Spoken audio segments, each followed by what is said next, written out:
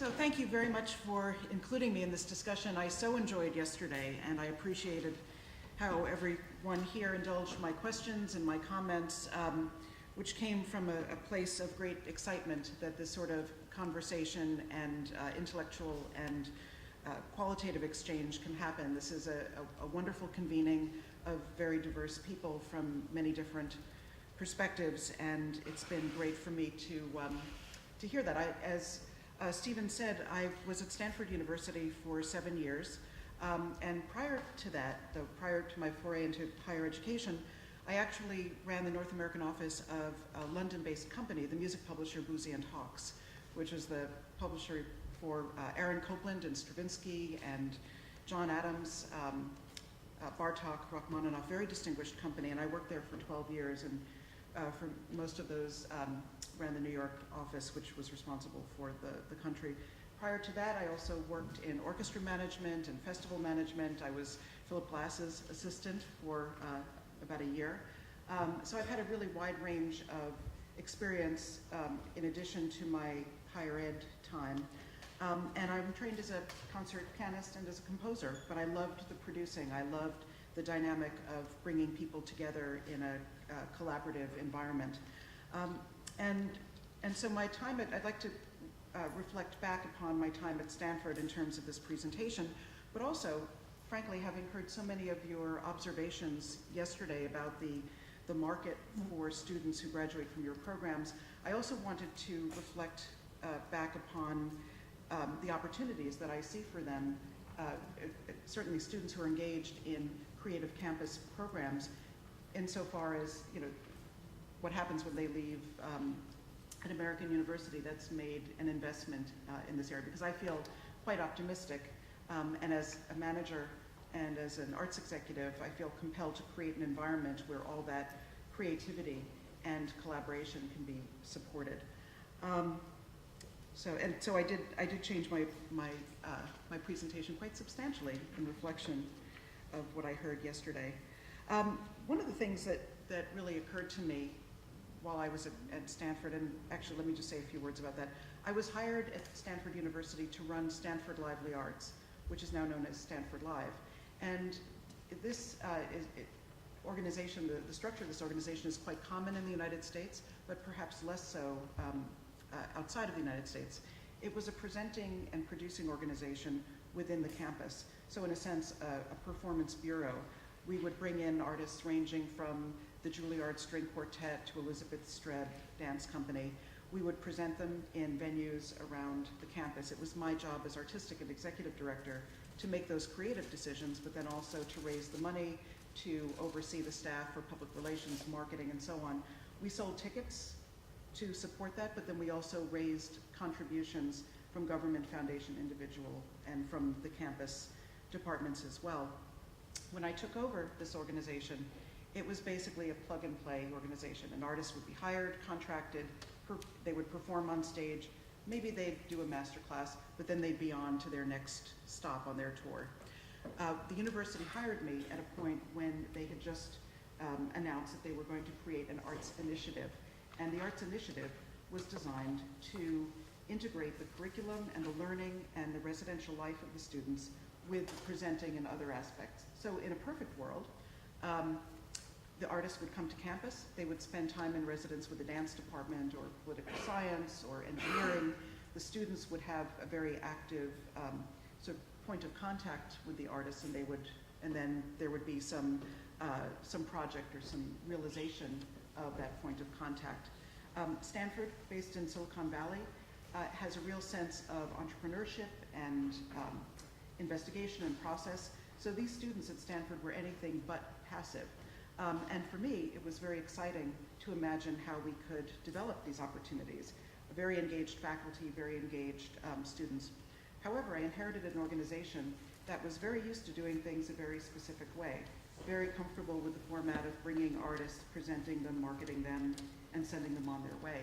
So as the campus was evolving to integrate the curriculum with the other activities and programs, I had to change the organization as well. You can't have one change on a campus but leave everything else static. The entire ecosystem had to evolve in order to successfully support artists, successfully engage students, and meaningfully involve faculty. So that was a very fun project for me, and a very, very significant and rewarding challenge. At the same time, I was involved in a core team building a new concert hall. So I had the opportunity to imagine how students would experience live performance on a campus. Now, I don't know if this would be the same as in elsewhere, but in the States, people are so focused on having the perfect sound system in their homes and whatnot, that many have chosen that method for listening to music and watching and consuming, as opposed to going to a live performance. My challenge to myself was to create such a compelling live performance and such a compelling experience for students that they would be dislodged from those more passive behaviors, and they would have to come out, because it would be so exciting to see that person performing. It would be so exciting to have contact with them in the classroom and then see them in the performance. And then to imagine the sort of performance venue that would enable them to really have that visceral feeling. So in other words, while we were dealing with it programmatically, while we were dealing with it organizationally, we were also imagining the physical dynamic of people being together. This was all part of that creative campus mentality. Working at Stanford, I began to really see the potential of campuses to, in a sense, become the performing arts center of the future. And I was, through Stanford, part of an organization that, in fact, University of Michigan is one of the granddaddies of, which is the Major University Presenters, or unfortunately, the acronym MUPs. There are about 25 MUPs, and they tend to be primarily public universities and research universities, so quite large. Stanford was one of those organizations. It's basically a peer group. And in addition to that, it's campuses that really take seriously their roles as presenters and educators. So not just universities with arts departments, but ones that really value the connection between visiting artists and students. And when I began to see how all of us worked, where there was this deep investigation into the arts, the students were very involved, there was a consistent theme, and we referred to it as top-down, bottom-up, that the faculty had a sense and a sort of a structure within which they worked. But also the students had an increased role in articulating how they wanted to show up in those residencies and those different equations. So the student engagement and the faculty guides met somewhere in a very creative place. And many of the universities were prioritizing this as a way to work within the arts. So for those of you who were here yesterday, there were many discussions about how those sort of traditional models were breaking down, and I think that I feel very excited for anyone who's going to college in many of these MUPs and pursuing the arts, because there has been a real shakeup in the traditional role. So building a creative campus at Stanford University, just a little bit of background. As I mentioned, we have been a concert presenter, and then there was this big challenge to change. And I have to say, it wasn't easy to change the mindset. First of all, the faculty were very skeptical. They were skeptical because, as was pointed out yesterday, they knew that this new collaborative approach would take time, and they had fixed syllabi and a very specific way of working. And frankly, the organization that I inherited had not been very transparent and porous in the way that it worked with faculty. So we needed to build a higher level of trust. Most importantly for me is that I knew that I needed to understand what the faculty needed from us. Did they need access to artists? Did they need time with artists? What did they need in order to be most successful in engaging their students around a certain topic? So I needed to really canvas widely, and it wasn't just the music faculty or the art faculty, it was the Slavic studies faculty, engineering faculty. The campus was sort of littered, if you will, with people who wanted to use the arts as a way of broadening their students' perspectives. And I had very extensive conversations with people at the design school who were looking at different ways of engaging many parts of experience in order to deliver sort of nimble and elegant solutions to design challenges. There were abundant opportunities. I mean, as I said yesterday, it was like working in a brain trust. I had all these fantastically smart people, you know, very eager to explore different parts of research. We needed to get over the trust barrier, but the interest and the excitement was there, and it availed itself pretty quickly. And within my own organization, I needed to figure out a way to get my staff to be comfortable, frankly, working with ambiguity, because arts presenting and producing, as I said, can be very plug and play. Working with faculty who are on a very different planning time frame, working with students who are on a last minute time frame, working with the campus, which plans very differently, and then getting a season brochure out. We had to become a very flexible sort of diaphragm and expand and contract along with our partners. We had to be a good partner for our organizations on the campus. So we, in a sense, had to build new muscles ourselves. Some people were up for it, some people weren't, but we soldiered ahead. And you know, among the opportunities, I have here the transfer of study. There was a very interesting session on this yesterday, how we take what's created on a campus and bring it to market. I saw a huge potential to create new work on this campus. Again, Silicon Valley, where things are invented. Why not take that element and transpose it to the arts? So that would involve commissioning new work from composers, choreographers. It would involve creating an environment where that work could be developed through a process, and then launching it around the world, not with an ownership stake, not with an income stream, but with a level of visibility and breadth that accrued to the university. And I'll say a little bit more about that later. So, Elizabeth Streb, did anybody here watch the London Olympics? Yes? Okay. So you probably saw her dancers flying off of the eye and bridges and all of this. She's the one who created this completely insane, brilliant, and surprisingly safe physical activity. We decided to invite Elizabeth Streb to campus, and I want to dig into this a little bit because it's an example of what we did. We invited Elizabeth Streb to campus to perform, but we thought, you know, let's see what Elizabeth Streb could do at Stanford. She came and visited, very kind of cool, funky, urban person coming to this beautiful kind of Shangri-La of a university, very interesting juxtaposition. And she visited the museum, which has the second largest collection of Rodin's. She visited the dance department, which has a dance minor. And we said, what do you think about having some of our dance students perform in your work? And again, imagine, you know, bodies being thrust onto platforms and all that. She said, I don't know. She said, but you know, don't you guys have some Olympic gymnasts? You have a gymnastics team, right? And in fact, there are a number of Stanford students who train to compete towards the Olympics. So she went and she visited with the gymnastics coach, and she saw these students literally doing exactly what her performers do, many of whom are trained in circus arts. And she said, you know what, I don't know if I'm completely comfortable, but let's see what they can do. So she sent a couple of her performers to the campus for a few visits, and they worked in a very intensive fashion with the students. Students came in over the winter holiday, and they worked for hours every day, sort of jumping in the air and smashing down onto sprung mats. And they did it again and again, and they jumped off of things and landed, and you know, a little bit bruised, but they followed the techniques of her performers, who obviously have the you know, resilience and the training to do it without injuring themselves.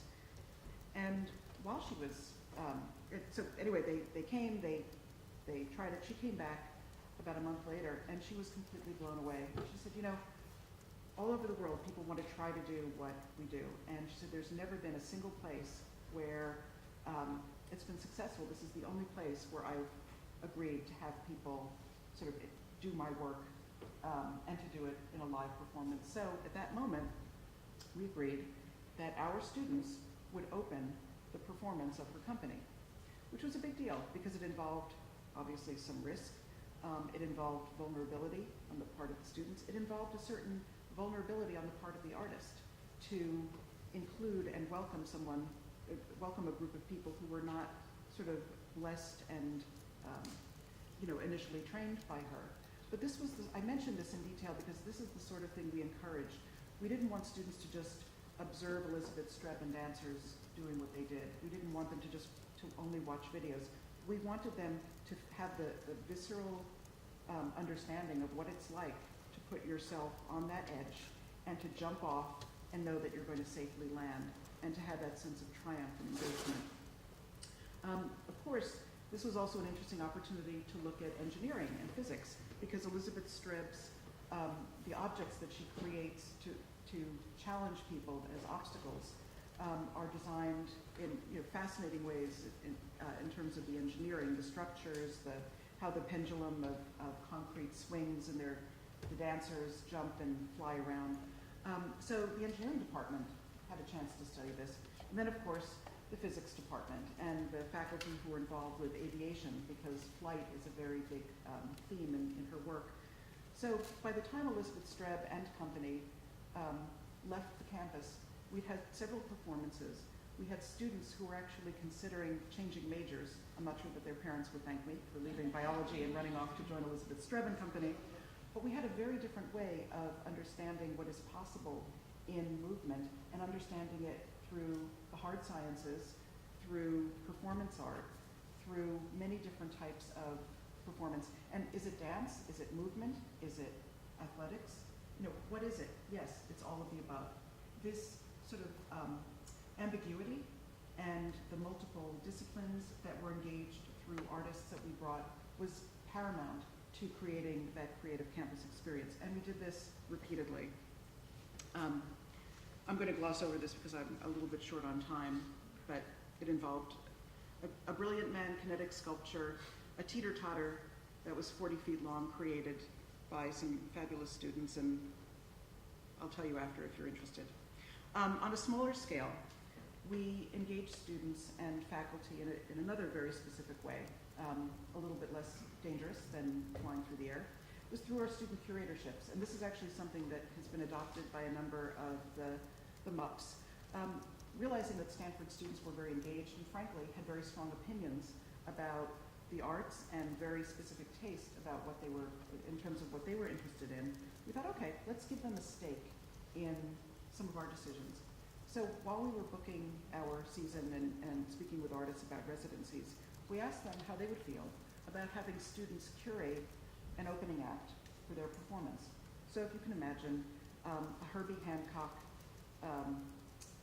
themed program with the great bass player Christian McBride and a spoken word collective reciting spoken word essays that were written in response to lyrics in Herbie Hancock's songs.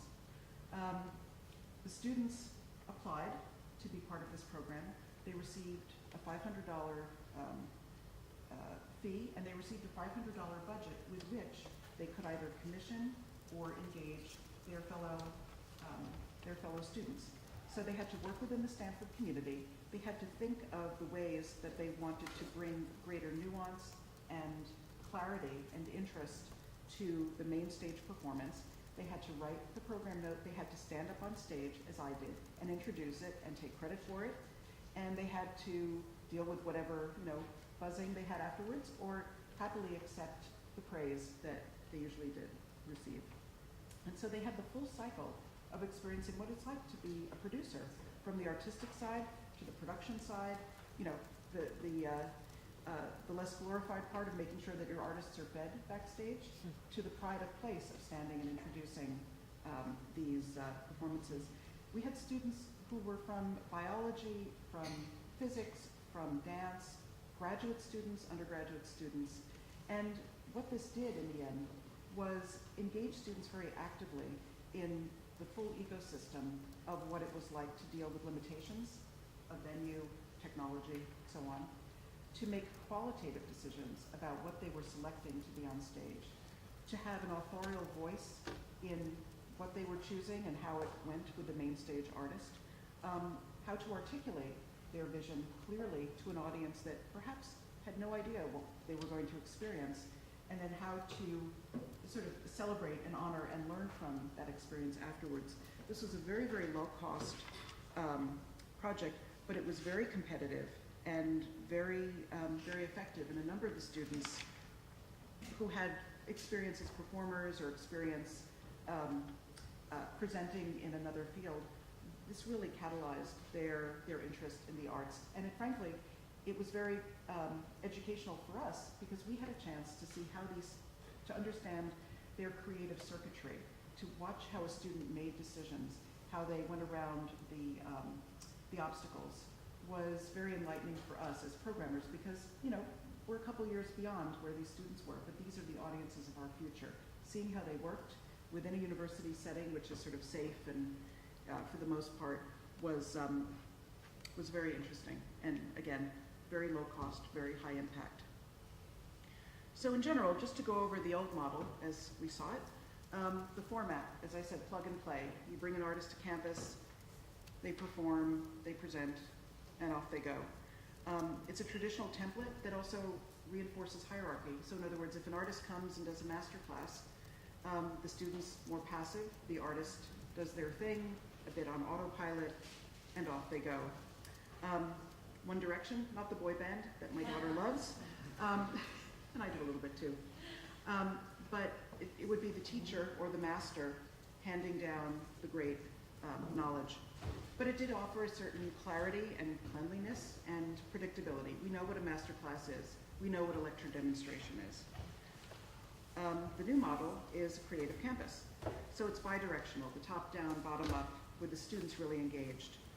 It takes the curriculum and the practice, and it has that sort of crossing of, or lack of boundaries.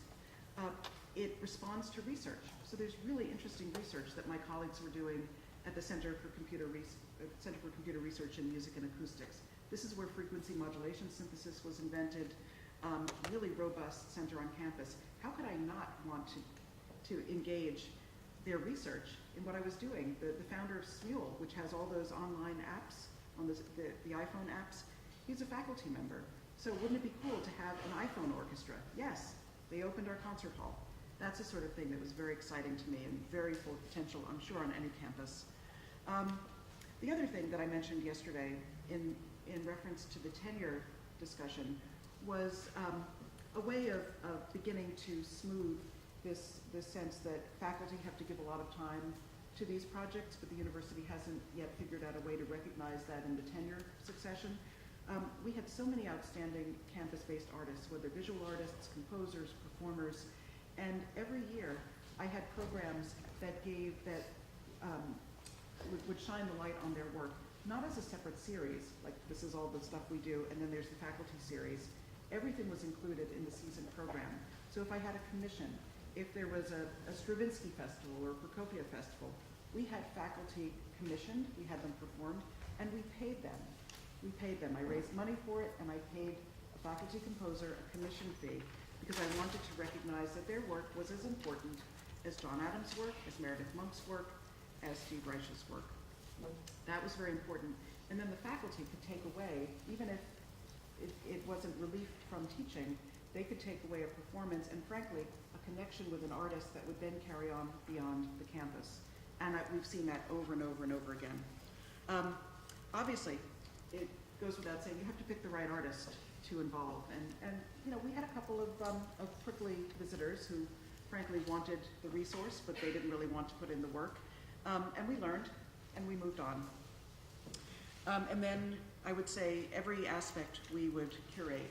And I used to use the expression bespoke everything, and then people accused me of using that word too liberally. But it's a word I love and frankly live, because I believe that you establish the DNA of your organization, and that's done through the people and the projects and the way that you work. And I believed at every level we needed to do that. So again, a handy-dandy chart. Curriculum and research inform programming. It's not a linear approach, and you've got to be creative to make this work. Students actively engage with the artists and faculty. So you see the artists and the faculty and the students working side by side. The egos have to be, if not suppressed, then at least neutralized. And that only comes when there's trust, when there's a conversation, there's good listening about what the objectives are, and people come together in a common place. It has to be a win-win for faculty and students and artists. Everyone has to go away, even and the artists especially, with the sense that that extra day enriched them. If an artist can come to your campus or university campus and do there what they would do at any generic venue, then maybe they're not the right artist. You want to bring artists who really value the exchange and are going to learn from the students and have an interesting dialogue with the faculty. And ultimately, the customized projects really need willing partners and true collaborators. And I know that was discussed yesterday. There's some people who are just, oh, I have to close. Okay. All right. So, strengths, weaknesses, opportunities, threats. I've probably gone through all of this. The one thing I would just give attention to under opportunities. So I mentioned that I did quite a bit of commissioning when I was at Stanford. In 5 years, we commissioned 26 works by major composers. So we did those world premieres or those US premieres. And when I left a little over a year ago, I counted 500 performances of those works worldwide, from Edinburgh to Hong Kong, all over the world. And from ensemble works to dance works. Every single performance took with it the name of Stanford University, commissioned by Stanford Library Arts or Stanford University. That was very powerful. If the university chooses to use that, it's a great promotional tool. It's great to be able to say, look, Stanford University carried to the Edinburgh Festival, not an everyday occurrence. When it works, everyone benefits from the visibility. The students have a portfolio that demonstrates their curiosity, engagement, collaboration, initiative. I'm the employer who wants to find students who have all of those qualities. And frankly, arts organizations learn from the intellectual capital and currency of faculty and students on campus. If my audience of the future is now in their junior and senior year of college, you bet I want to know how they're thinking, how they're establishing their taste, the way they're experiencing work. That is gold for us. And ultimately, when it works, art is served. Thank you.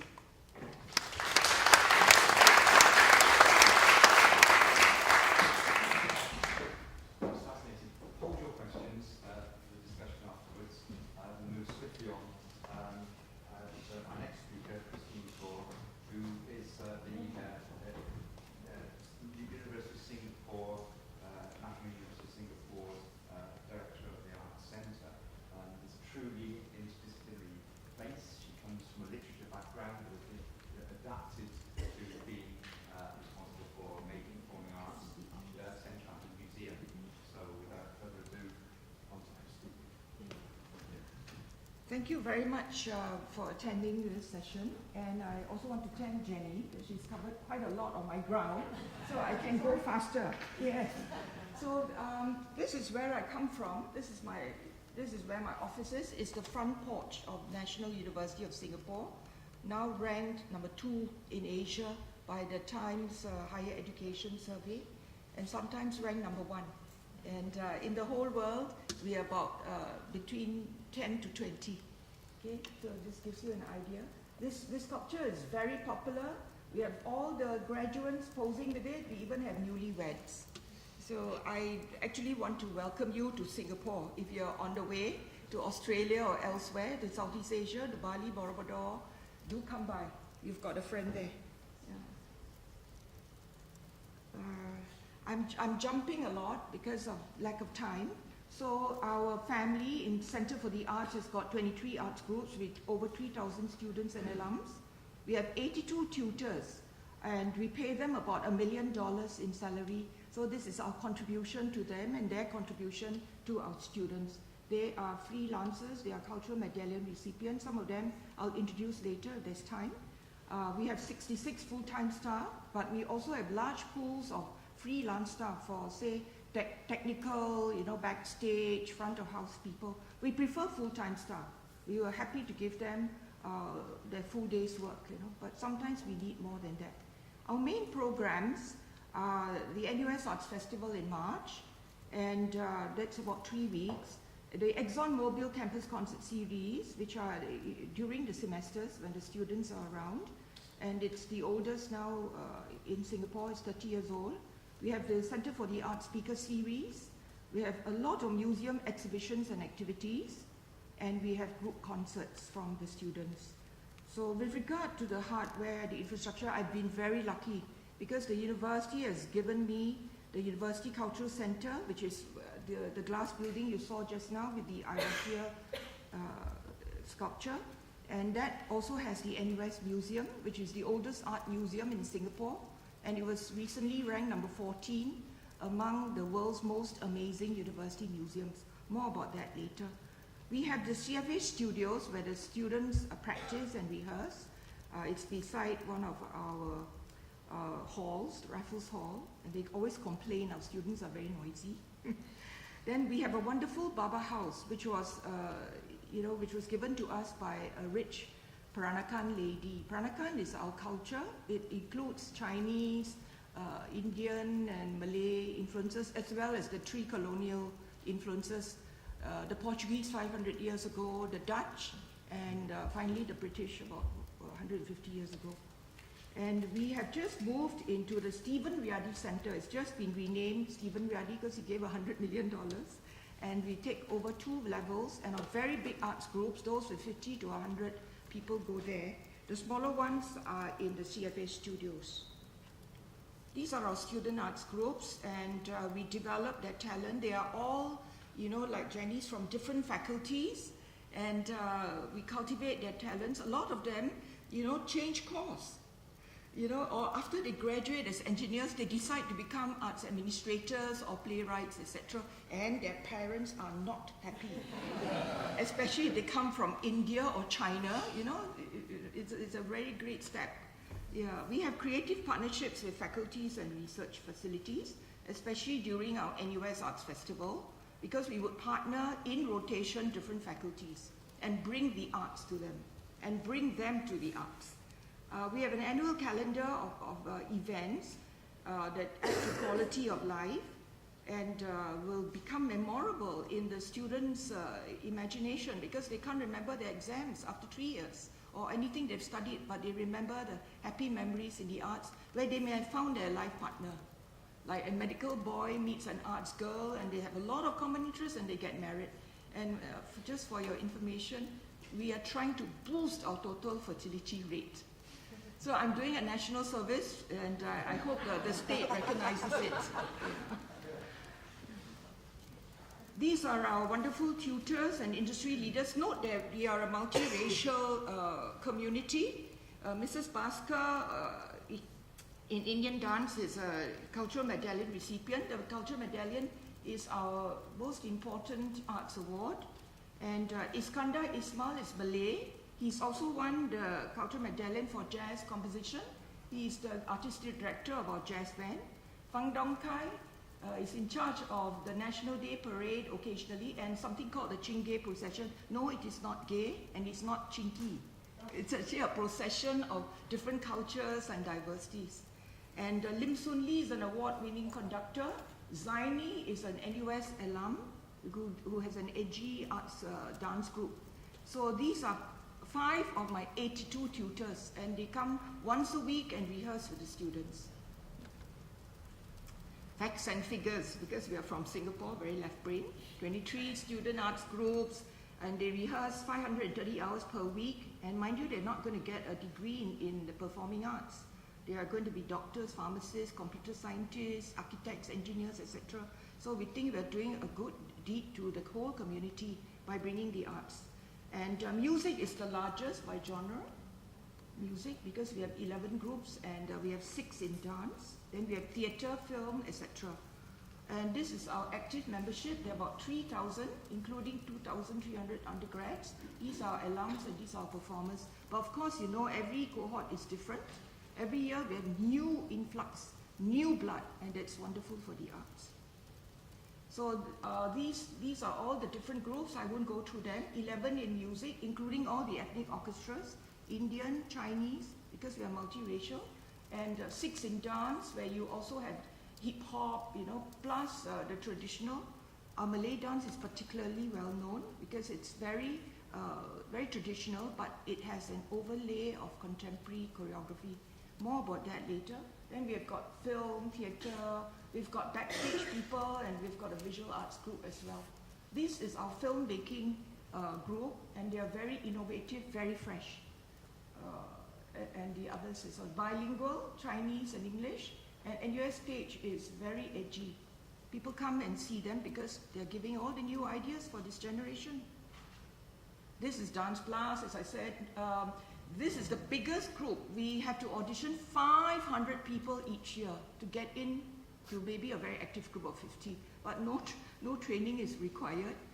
The artistic director has to hammer them into shape. This is Indian instrumental, the music plus the dance. And I will tell you, they started being immersed in their culture from age 3. So by the time they come to university at 18, they are at the peak of perfection. Physically very beautiful. They've done over a dozen years of training and they're ready and raring to go. So we put up very good shows and they're supported particularly by our Indian community as well as expatriates who are very curious about the Indian arts. And this is our contemporary dance group, but very much mired in Asia, in Southeast Asia, very much immersed in it, and very contemporary. Students love it. They need a bit of ballet background, otherwise they can't cope. This is our theatre, bilingual Chinese. We had the first bilingual play recently where they spoke Mandarin, but there were subtitles, and everyone understood everything. This is our AG Malay dance group. It's very much in demand in the region because it has got this basis of traditional training, but it's a mirror to the social realities of the Malay community. See, this girl is very serious. She's not smiling at all. Yeah. Our film group, and again, it's fresh young ideas, as Jenny, pointed out in her content. You want to hear this generation's voice. Piano ensemble is famous for playing with 4 hands or 8 hands, so that's their unique proposition. And this are the rest of the other groups. The Chinese orchestra, the electronic music lab, the symphonic orchestra that's always prize-winning, the harmonica orchestra. They have 100 over of them playing different types of harmonicas. The jazz band, they are the triple threats. The girls are usually from the law faculty. They're gorgeous. They can dance, sing, and act. Yeah, and they also play an instrument. So we even had the Sultan of Johor's son, the heir apparent, drive his Ferrari to go and see one of them. He was in love with them. I don't know what happened to the romance, but anyway, I pretended not to know. The choir is now in Latvia, taking part in a choir competition. And these are the different platforms we have, and when they come back to campus, we have a big house party, and it's also the opening show of the ExxonMobil campus concert. So that's one of our creative partnerships with ExxonMobil. And it's been established for 30 years. It's free, that's the prerequisite, and we partner the embassies. If they have, say, a traveling Dutch harmonicist, we will ask them to have an extra performance free on campus, but we will pay them. So we tend to see quite a lot of international talent through the help of the embassies. And we have the CFA Speaker Series. This is my president. He's a kidney specialist, but he climbs mountains for fun, and he's a wonderful painter of Chinese landscapes. So he is actually wearing different hats, and we found in a study that if a student goes through arts, through sports, they become a better leader. So he's the living example of it. He speaks brilliantly. This is our diplomat, Tomiko, who's a rector in one of our colleges, and he's also a specialist in law of the sea, a lawyer by training, a diplomat by career. And this is the Straits Times music critic who is playing the piano and getting criticized for it. So, whatever is given out, he's got back. So they all talked about their careers and how the arts have been part of their journey. This is our arts festival in which we collaborate with different faculties and we rotate through the year. Indian dance is there and modern dance. I'll show you later. Our arts festival, if you do come, Be My Guest, is in March. It's very youth-driven, full of energy, and they like to have relevant themes, current themes. It's exploratory, with thought processes. They just don't jump on stage. We get them to do some research and to think through what on earth they're doing. And it's part of the choreography or the composition. It's experimental. We want to hear their voices, innovative, original, imaginative. And it's collaborative, partnerships with industry professionals, with the creative world. This year we had Akiko Kitamura, who's a Japanese contemporary dancer who fell in love with bersilat, the Indonesian martial arts. So she went to study there, and she has a whole team in Indonesia, plus a team in Japan. And she came and taught our students her vocabulary, which is informed by bersilat. And that's the kind of thing that we want to do. And the students will never ever forget her. And of course, it must be engaging and thought-provoking. It's entertaining, but we also want them to be challenged. Otherwise, why have it in a university? Why have the festival there? So these are our different festivals, and next year is our 10th year. See, this year we partnered the medical faculty, and we called it Arts and Entertainment, and we flushed out all the medical talents from the faculties, and there was quite a lot. They could sing, they could compose, they could dance, they could act the doctors, and they took the students with them.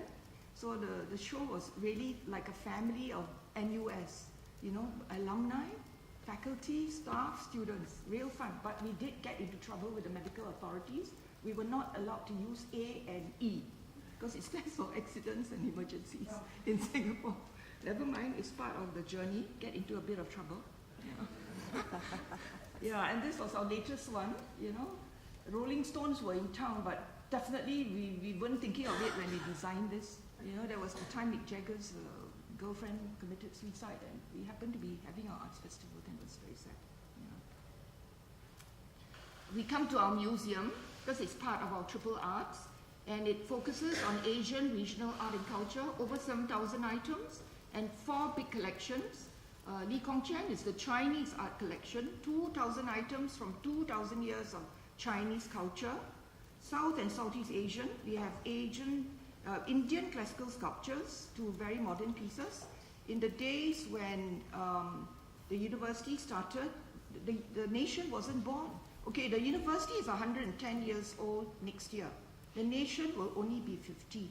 So the university precedes the nation, and we had a lot of gifts from different government agencies. The Indians gave us beautiful classical sculptures, and they are among our most treasured items. They're really world-class.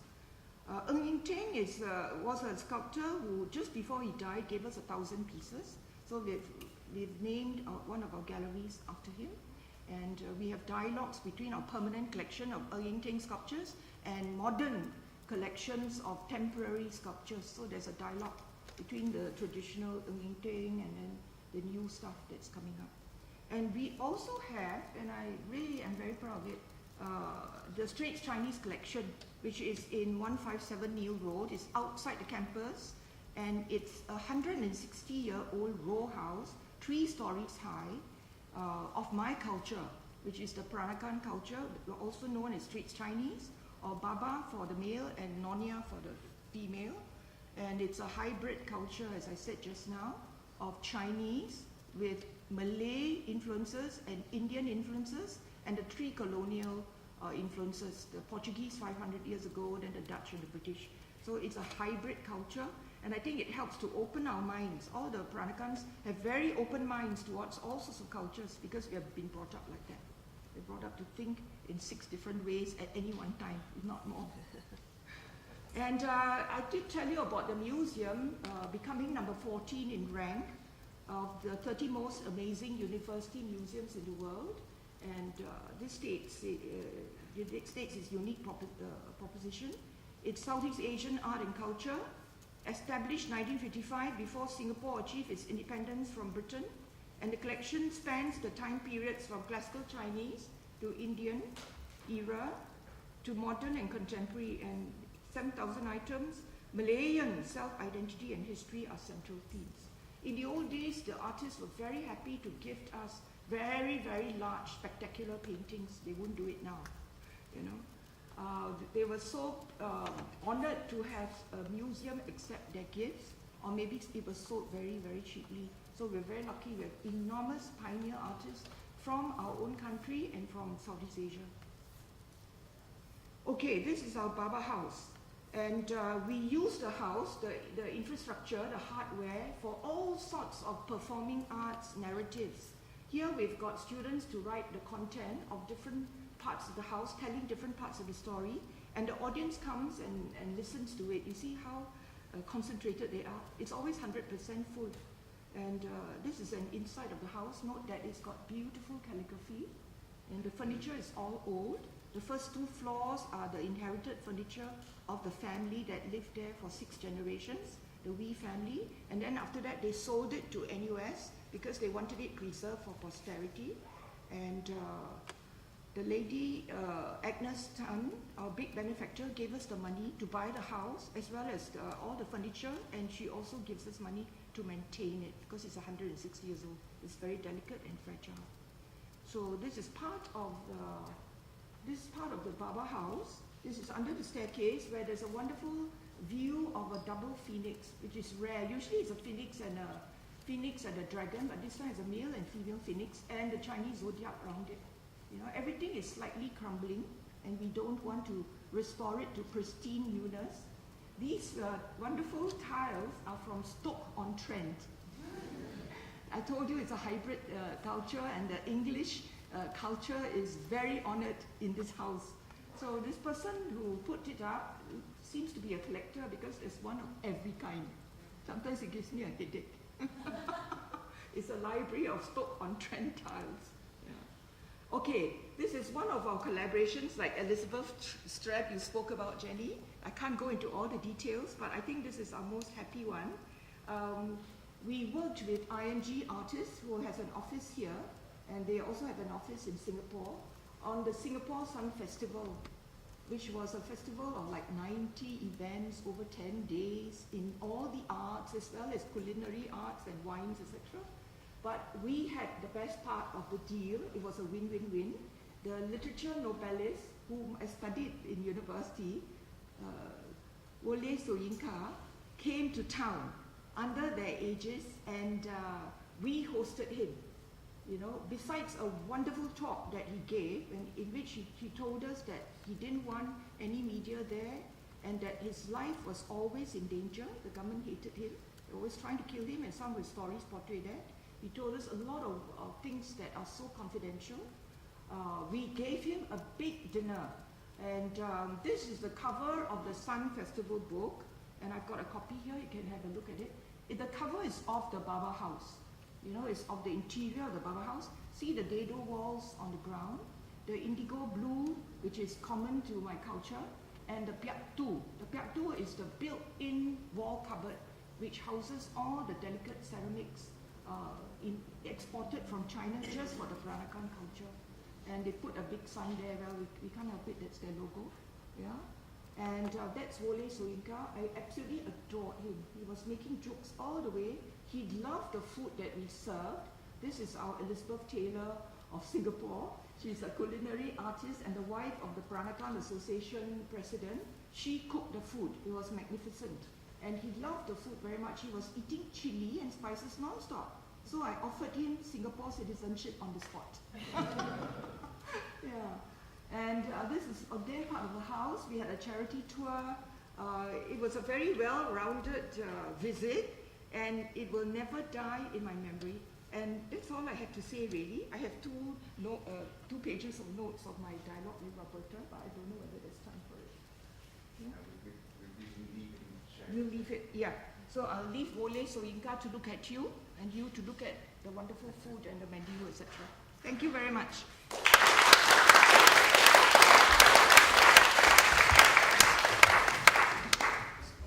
Well, it's fascinating. The image of taking untrained students and beating them into shape is something that will stay with you a long time. Yes, they love it. Pleasure is part of the pain. They love it, yeah. Right. So questions. I think we'll go on until 25 past. So if that's okay. Does anyone have any immediate questions? Yes, please. I did not. Can you hear me? There is a microphone coming around. Oh, wait. Thank you both for fascinating insights. My question is for Jenny. I'm very interested in the student curatorships that you discussed. We have a relatively similar programme in the Glucksman Museum where I work in Cork, called Glucksman Futures, and we give them a budget and they have to work with artists and curators to make a public presentation. And at the moment we ask them to assess us, they assess the kind of process, but we haven't got to the point where we've invited in external critical assessment. So they get crits throughout the process and they get feedback from the curatorial team at the end, and it's put into the public domain. So critically, there's this moment of encounter. But beyond that, really, we haven't kind of looked at assessing them more formally or looking to root it in terms of credits, because, for instance, our interns get credits for their program. And thinking beyond that, even longitudinally, kind of how maybe one program would relate to the next year's program, because we're in our third year now. And I just wonder if you had any insight to offer, or any kind of just what did you do to kind of establish the obvious success of your program? No, I appreciate that question also because you come from a visual art world. There's more of a paradigm for the curatorial and the critique process. One of the things I forgot to mention, so we did actually evaluate the students and ask them, frankly, how we could help support them better where they felt that they were adrift. It was more for the operational perspective than the art perspective, because we tracked them pretty closely. One thing we found, though, is that since so many of them came from outside the arts, that when they worked independently, some of them stumbled a bit. And in the last year that I was at Stanford, we actually had them work as a group, so that as a trio or quartet, they went away individually to come up with some ideas, but then they would vet them with each other. And so they served as to provide some checks and balances within their team. So they worked independently, and then as a team, we gave them feedback throughout, and then they had to sort of summarize their experience, what they might have done better. They were usually much harsher on themselves than we would have been, but frankly, they made such superb and unexpected choices that we were continually, with one exception, we were continually delighted. And frankly, when we had critics there, because they were main stage performances at which these opening acts were presented, the critics would often mention the work of the students, which was in some ways their first public recognition, paying audience, a formal media critic, and so on. Thank you. Question here. Thank you. I'd just like to add that in our NUS Museum, we also have curating lab, which is for students, and some of them have gone on to become full-time curators after graduation. It's a wonderful process of talking to them, listening to them, getting new ideas. We'll talk about that later. Hello, my name is John Bell. I was Deputy Vice Chancellor at Newcastle University, responsible for sort of civic engagement. And I'm now working on an international comparative study of leading and managing civic universities. Now, I questioned both of fascinating presentations, which if you could both say a little bit about the institutional context within which you were working. In other words, how did you relate to the formal structures of faculties, departments, and so on? Because quite a critical issue in all of this is how your activists are resourced, how you get access to other people's programs. So they were both fascinating talks, but I didn't get a sense of the institutional context within which you were working, who you were reporting to, how you got your resources, and the struggles that you might have had to do what you wanted to do. Thank you very much. Very good question, very interesting. Yeah, indeed. I'll just answer quickly because it was one of the questions that Roberta asked me. So it's quite informal in NUS. We're a big university of 40,000, and about 14 big faculties. All I have to do is to write to the dean, and propose a partnership. Now, if it's a dean that is pro-arts or has an open mind, he will assign someone to work with me. In the case of the medical faculty partnership, he assigned me a medical ethicist. Oh. So we did a play, a student-based play on frozen stem cells. You know, the medical ethics of, having the cell come to life and what happens beyond. And student performers acted in it. Can I just ask, the dean is the dean of a faculty. Yes. Right. The dean is the dean of a faculty. I don't know if that's the term. Yes. So there would be 14 deans, 14 faculties, 14 deans. And I write directly to them. Sometimes I go and talk to them. And at our various gatherings, some of them would come to me and say, hey, Christine, we're celebrating our 80th anniversary this year. This is the Faculty of Science. Can you help us? You know, who do I report to? I report to the Deputy President, in brackets, administration. He's an American called Joe Malinix, and he's Harvard, he spent most of his career in Harvard. So you see, under the mandate of the university, education, research, and services, I report to the Deputy President in charge of services. But I have a lot to do with education. But and your access, sometimes to research. But your access to deans is through your own initiative, is it? Yes. And I have to charm them. So, you have to do that. And most of them are uncharmable. so in the States, it's actually quite different. I would say that the major university presenters, the MUPs I mentioned, most of my counterparts reported either to a provost or a chancellor, who then reports into the president. When I was hired, I reported to someone within the president's cabinet, the director, the senior vice president for public affairs. I had 3 bosses in 7 years.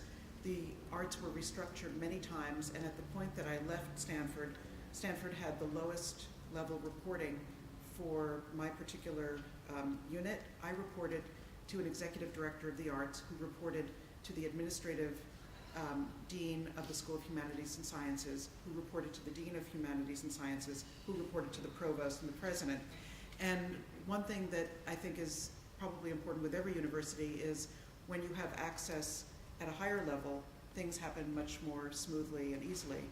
With every step, it indicates a certain additional challenge in being at the table when important decisions are made. And so the arts were very significantly restructured over, and this was true with all of the arts, programs. It wasn't just my program and the new concert hall. But at Stanford, there was a pool of general fund money that was part of the budget, and that would usually go to covering salary. And then there was programmatic money that one would apply for. So a department might carve out some special project money for an artist, or they might have nothing to work with. And then we would have to work with the Office of the Central Development Office or our own development staff to raise the additional contributions within sort of a rubric of permissions to go to a certain donor. So you would find many different structures, but I would say for most of the major performing arts universities, that the reporting is at a very high level, usually between the dean and the president. Just, we were the anomaly. I was also allowed to take the rental when I wasn't using the University Cultural Center hall and theatre. I was able to take the rental to fund my projects, in addition to the funding that the university gave me. So I was given quite a lot of mandate, and my boss was like number 3 in terms of ranking. That makes a big difference, big difference. I didn't have to report to all these layers, and I wasn't under any faculty. I didn't come under the arts faculty, the social sciences, but I have a good relationship with them. I have the same, I understand. Hi, thank you very much for 2 really interesting presentations. My name is Niamh McCann. I'm the director of the MA Festive Arts Programme at the Irish Red Academy of Music and Dance in the University of Limerick. And we also have aerial dancers in residence. And my question is really for Jenny, but also for Christine. We had an artist residency with an aerial dance troupe called Fidget Sorry, Feet. could you put the microphone Yeah, a bit sorry, closer? you can hear. So we had a residency with an aerial dance troupe called Fidget Feet in the academy, and we're kind of building on that residency over the next 3 years as a result of the success of the aerial kind of initiative. We've decided to extend that. So I kind of have a 3-year period in which I really want to engage across the university, and the University of Limerick is very focused on the hard sciences to a certain extent, with strong science and engineering faculties. And I was just wondering if you had any insight it would be easy for me to a certain extent to engage the music and dance students with the aerial and also maybe the physical education. But within that kind of defined time set, how best to build relationships with something like aerial dance across the university? I just wondered if you had any insights. Well, actually, for aerial dance, it's such a palpable and exciting form. I mean, one thing that we would do to, also with Stanford engaged students is actually go and perform outside. We would do site-specific work around the medical and science buildings. So if you had one of the aerial artists come and rappel down one of the science buildings or make it very exciting and sort of unexpected, then, that would sort of animate it and in a way take it out of the constraints of the performance space and into the sort of daily lives of the artists. Many of our artists work that way. They would almost inhabit other spaces, and it would be so disarming, people would see it afresh. We did that with sculpture and art and site-specific dance, human sculptures, and there were artists who were very excited about doing that.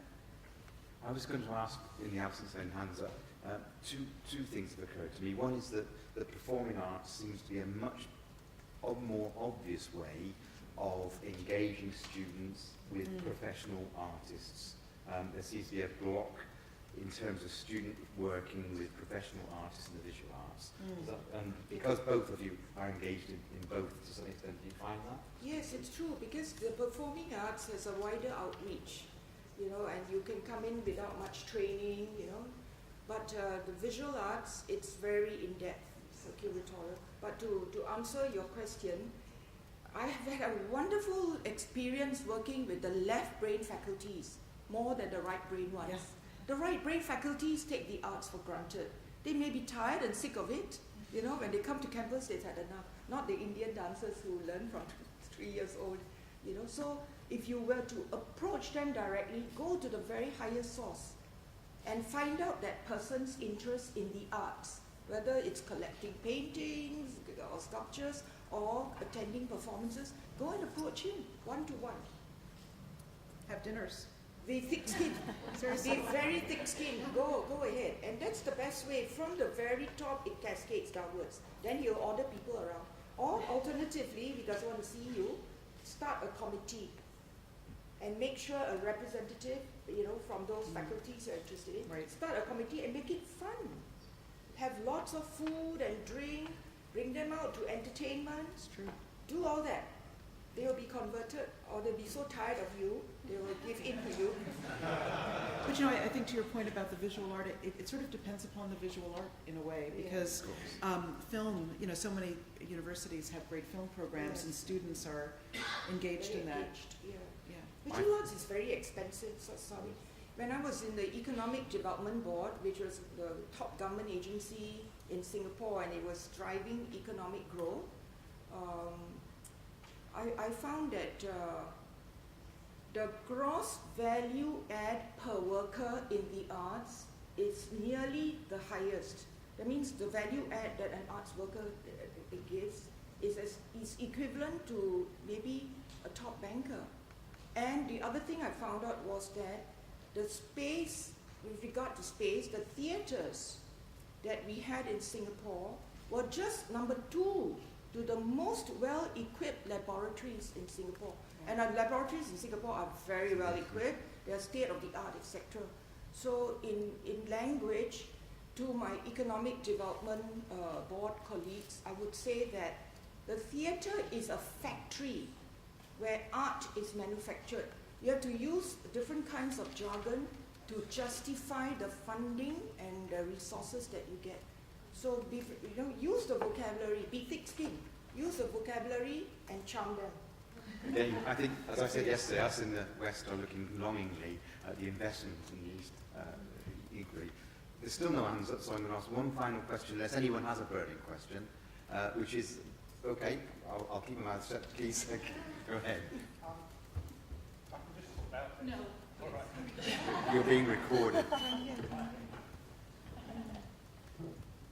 I was interested particularly in, it's a question for both of you really, but Jenny, you talked about that most of the people that you brought in have been very successful. There have been a couple of times where you've not managed to find the right person.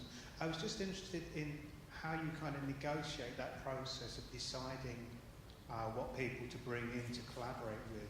Is that based on reputation? Is it based on initial discussions? How do you kind of manage expectations on both sides of the relationship Well, there? actually, this is a very good discussion. A very good question, because one of the things is, again, when I encountered, when I started working at Stanford Lively Arts, there was a real reluctance to talk with faculty about anything involving money. And what I did was actually quite the opposite. I would say, look, we have this grant, we're paying the artist, and they can stay a bit longer, and we have $20,000 to work with, or $5,000 to work with. And I would sit with the faculty who were involved, and we would decide whether it was worth taking that pot of $5,000 and spending it on that artist. Were they going to bring enough value to the experience? So they were in on the discussion and helped me make decisions that were best. So first, there was the resource transparency, which was essential, that broke down some barriers. In terms of selecting the artists, I work with management companies, definitely, but over the years have built very strong relationships with artists.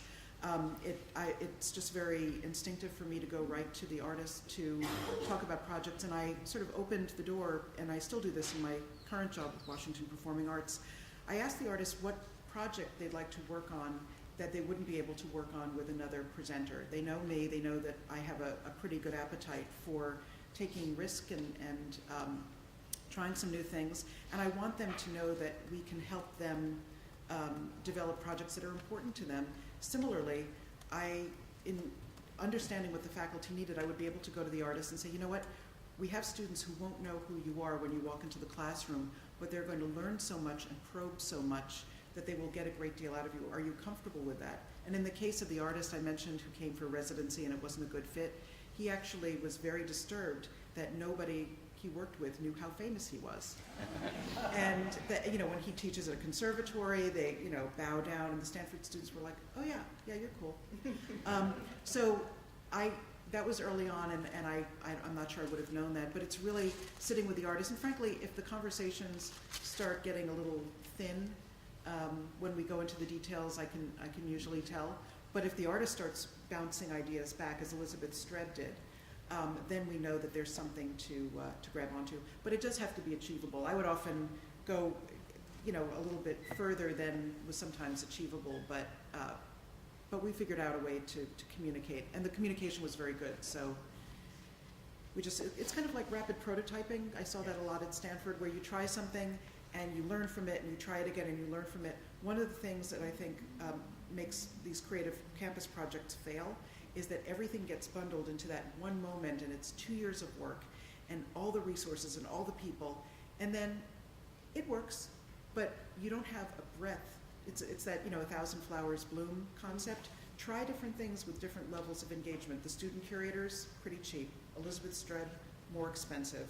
A commissioned work, even more expensive. If you have several different things going, you're learning simultaneously, and one thing doesn't hold you hostage to an entire kind of reputational impact. We do also have a certain formula. Our biggest blockbuster is the Arts Festival. We usually give it a theme. So like this coming year, 2015, it will be called The Spirit of the Times, because it's our 50th anniversary of Singapore, and the university is 110 years old. So we try to get our allies and our arts friends to think about the theme and make proposals to us. And on the basic level, we've got the 23 student groups, and we audition them for the best alignment with the theme. And we also get all these visiting artists, etc. And we're very happy to embrace them under the ExxonMobil Campus Concert platform, because they are really paid for by the embassies. And what we give them is an honorarium. We do all the A to Z, like the marketing for them, getting the media, selling. We know tickets are sold. All the publicity we'll do. Everything's free for them. And we give them a clean honorarium, and we put them up in our campus. That's great. So anybody who wants to come to Singapore, provided they have a certain appeal to a young population, a young audience, we welcome them on board. Very good. we've eaten into about 10 minutes of your coffee time. Sorry. It was very well Sorry, worth sorry. Very well worth it. Thank you. I'd like to thank you both very much. Thank you. Thank you.